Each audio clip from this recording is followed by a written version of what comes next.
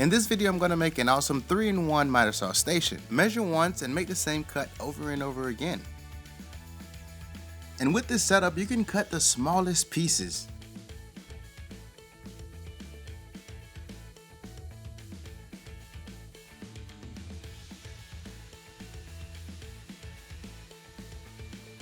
The nice thing about this setup is you don't have to remove the jig to be able to cut mitered pieces. This I think you're gonna love. It's as simple as adding the attachment, setting your angles, and cut what you need.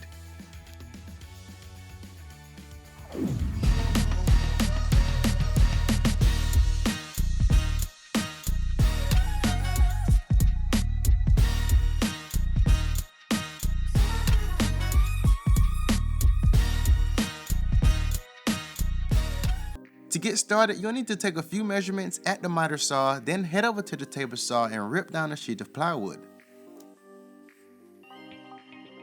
Now I need to take a measurement for the fence, and I want to make sure I have clearance for the saw arbor.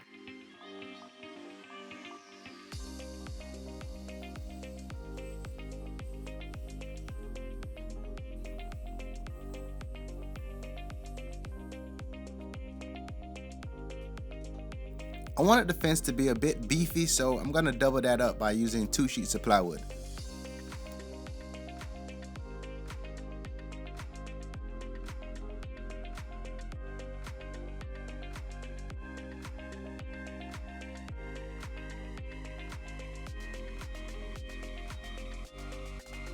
Now I'm going to line up the T-track to the fence, and I'm going to put this one in the middle, but keep in mind this can be anywhere you like it, even at the top. Now you can cut this slot out on a table saw, or in this case using a router. Either way works fine, it's just a matter of preference.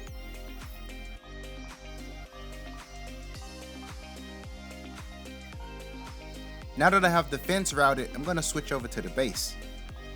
I didn't want the T-track to go the entire distance within the base, so I'm going to use a piece of tape as an indicator so I know where to stop when I push this all the way through the router table. And as I'm coming to my mark, I want to slow down and ease up on that line. Now I'll repeat this twice until I get to that final depth of the T-track.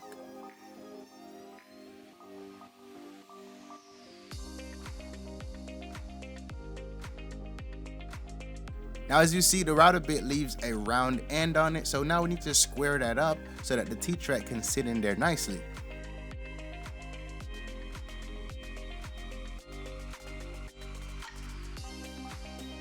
To join the base and the fence, all I'm going to use is wood glue and clamps.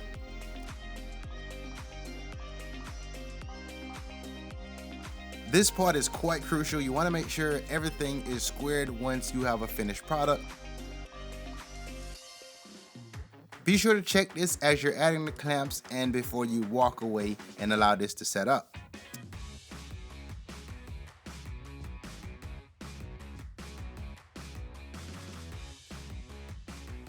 While that's setting up, I'm going to work on the stop block.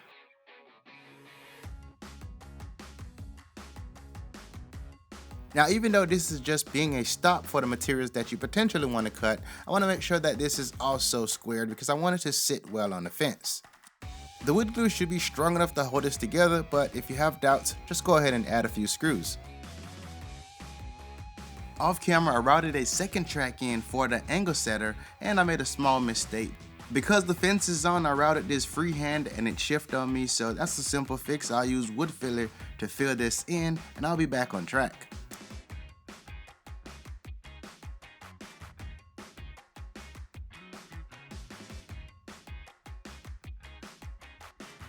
Now I thought about centering this up on the miter saw for aesthetic purposes, but at the end of the day, it's more about functionality. I'm right-handed, so I'm gonna favor this jig towards the left side of the saw. This way I can cut down on my material with my right hand and hold the other piece with my left hand. Now before I cut down into the jig, I wanna make sure I secure that to the jig, and this is the location that the jig is always gonna sit when I put it on here. Now I'm cutting into the jig for the first time, and I don't want to cut any further unless I really have to. One thing I didn't show here is making sure the miter saw blade is as square as possible to the base, and you can double check that using a square. So make sure that's all sorted out before you cut into your jig.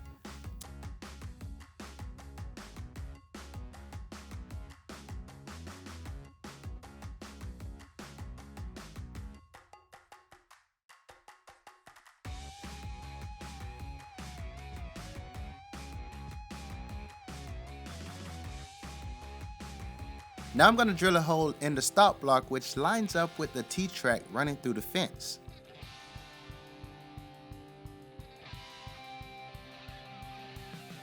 The reason I added the second T-track in the base was for this part that I'm calling the angle setter. Being able to keep the jig on your miter saw without removing it will make you love it even more. So to create this angle setter, I can use a piece of wood or I can use metal. I'm going to drill a bunch of holes so I can create a long opening in this piece.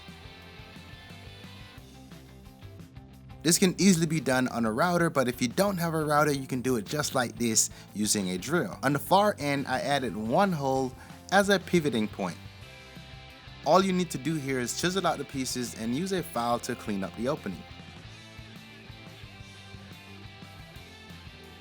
Finally, I sand the edges down to remove the sharpness, and this should also prevent the plywood from peeling. And after that, I may wipe it down with some wax, but that's about it for now. I have two holes on both sides of my miter saw fence. Eventually, these holes will be reamed out. So the best solution here is to add threaded inserts. Once you add inserts, you can add and remove the jig as many times as you like. To mark the holes for the inserts, I'm going to take one of the screws I have and just tap it to create an indent into the wood.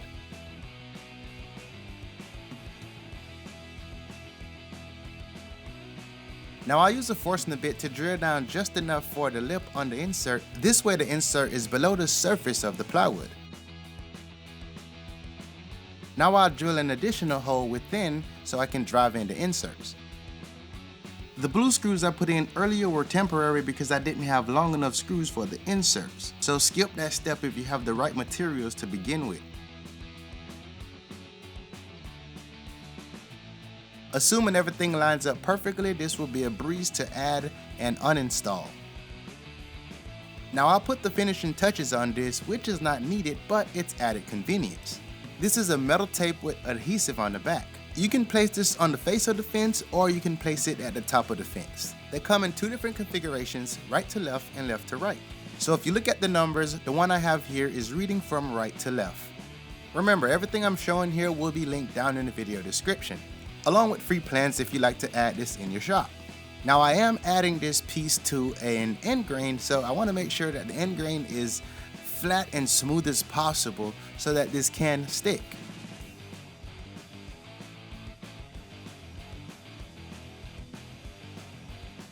Since the tape is metal, I would recommend cutting it short of the end.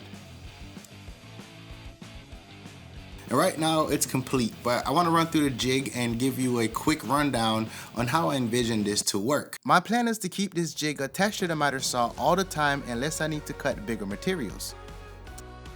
The first T-track in the base is for holding down small pieces, and the second T-track is for adding this angle piece. I'm going to call this the angle setter because you don't have to remove the jig to be able to cut angles. Now a lot of this is self-explanatory, but I don't want you to leave with any uncertainty. With that, I'm going to give you some examples on how I plan to use this.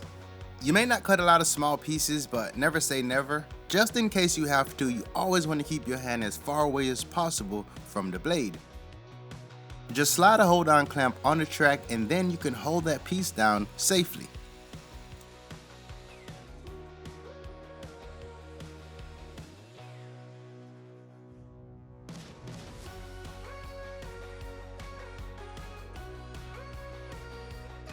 This clamp can also be used to hold down anything big or small.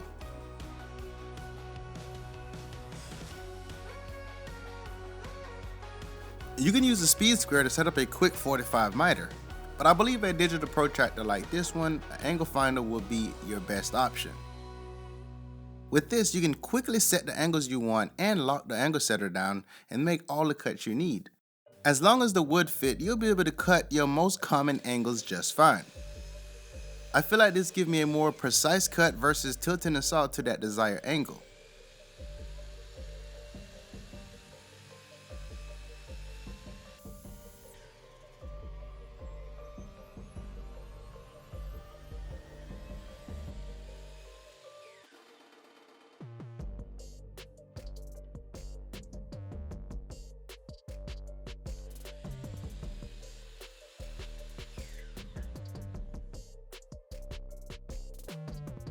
Depending on what you want to cut, there may be some limitations with the angles you want to cut, but in most cases, this is going to cut majority of the angles you throw at this.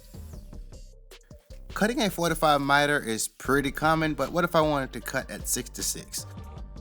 No issue here. All I have to do is set my angle setter to that measurement, and then I can make all the cuts.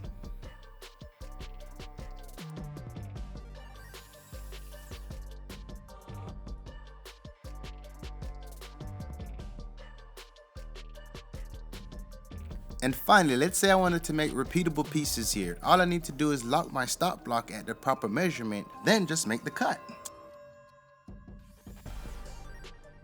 Now the stop block can be placed on either side of the saw blade.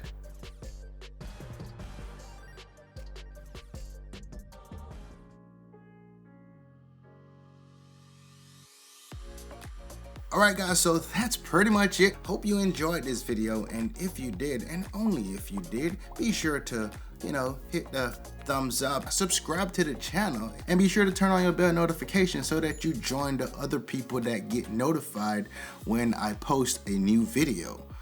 It's really simple. Alright, I'm out.